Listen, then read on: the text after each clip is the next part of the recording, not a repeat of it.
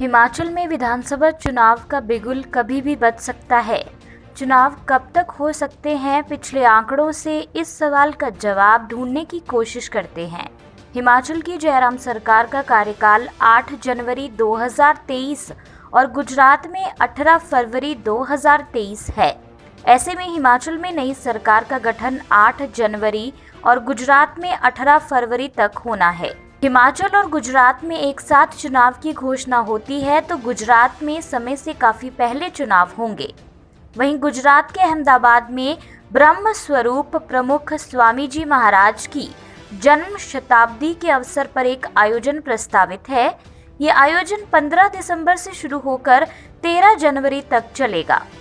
गुजरात में इस समुदाय की बात करें तो समुदाय की बहुत ज्यादा प्रतिष्ठा है। इसमें काफी संख्या में लोगों के शामिल होने की संभावना है।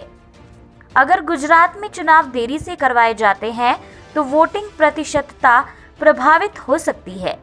ऐसे में अगर चुनाव आयोग दोनों राज्यों में एक साथ चुनाव करवाता है तो चुनावी प्रक्रिया 15 दिसंबर से पहले पूरी करनी होगी।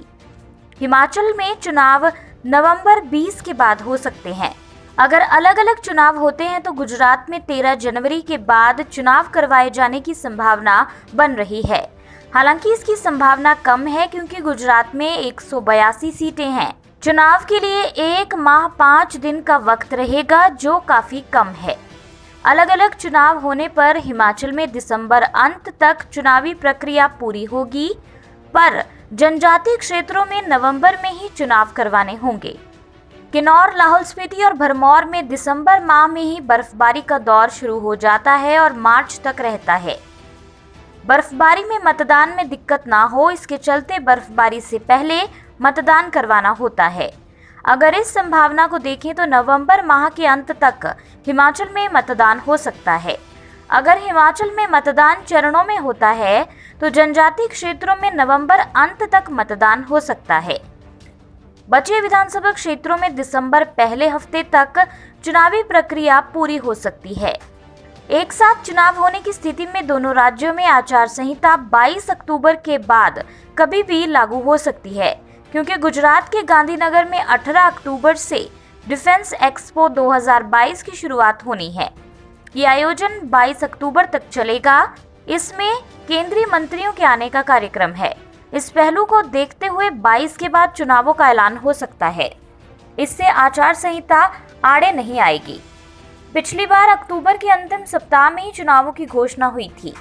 हिमाचल में वर्ष 1985 से 2017 तक वोटिंग की बात करें तो 1985, 1990, 1993 में सभी विधानसभा क्षेत्रों में एक साथ वोट डले थे।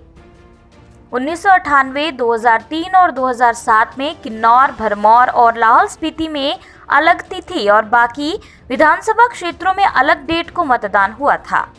2012 और 2017 में फिर सभी विधानसभा क्षेत्रों में एक साथ वोटिंग हुई थी। 1985 में सभी विधानसभा क्षेत्रों में 3 मई को वोटिंग हुई थी। मई में जनजातीय क्षेत्रों में मौसम ठीक होता है, इसके चलते एक साथ वोटिंग में कोई दिक्कत नहीं थी। 1990 में सभी जगह 27 फरवरी को मतदान हुआ था, लेकिन जनजातीय क्षेत्रों में परेशानी उठानी पड़ी थी।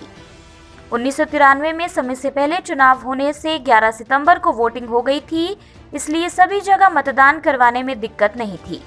1998 में किन्नौर, लाहौल स्पीति व भरमौर को छोड़कर अन्य जगहों पर 28 फरवरी को वोटिंग हुई थी और 2 मार्च को मतगणना के बाद रिजल्ट निकला था।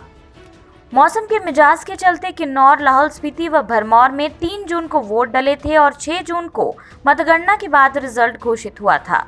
2003 में भी किन्नौर, लाहौल व भरमौर के अलावा 26 फरवरी को मतदान हुआ और 1 मार्च को काउंटिंग के बाद रिजल्ट निकला था। किन्नौर, लाहौल स्पीति व भरमौर में 8 जून को वोट डले थे और 11 जून को मतों की गिनती हुई थी। इसके बाद रिजल्ट निकला था। 2007 में बर्फबारी की संभावना के चलते किन्नौर, लाहौल स्पीति व भरमौर में 14 नवंबर को वोट डले थे। अन्य जगहों पर 19 दिसंबर को वोटिंग हुई थी। सभी विधानसभा क्षेत्रों का रिजल्ट 28 दिसंबर को घोषित हुआ था। 2012 में सभी जगह एक साथ मतदान की मांग के चलते 11 नवंबर को सभी जगह मतदान करवा दिया गया था।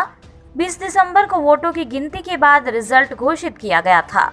2017 में सभी विधानसभा क्षेत्रों में 9 नवंबर को वोट डले थे और 18 दिसंबर को रिजल्ट निकला था। हिमाचल से जुड़ी हर बड़ी अपडेट के लिए बने रहिए EWN24 न्यूज के साथ।